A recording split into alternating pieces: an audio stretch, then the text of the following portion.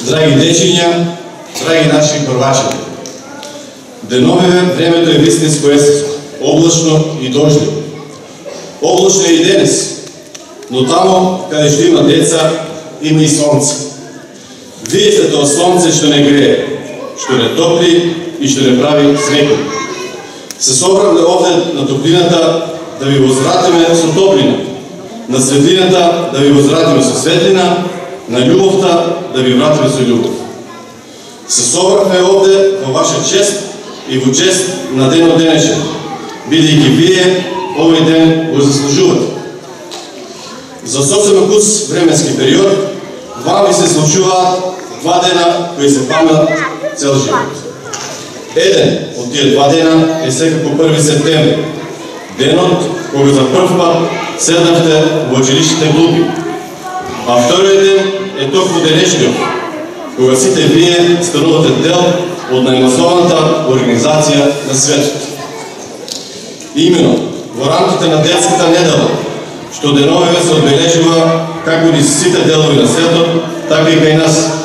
Вие, како нови првачиња, од денес станувате членови на детската организација. Тоа не е само најмасованата светска организација, туку и најдобрата и најчистата организација на нашата планета. Според добрината што вие носите во вашите срца и според чистотата на вашите детски души. Бидете среќни што сте деца, бидете горди што сте дел од детската организација и бидете свесни дека вие имате своји права кои мораат да се почитуваат. Тие ваши права се пропишени со еден важен документ, донесен во Обединетите нации, кој се вика Декларација за правата на детето. Долг е списокот на вашите права што ги содржи таа декларација, но во оваа прилика вреди да се истакнат неколку од нив.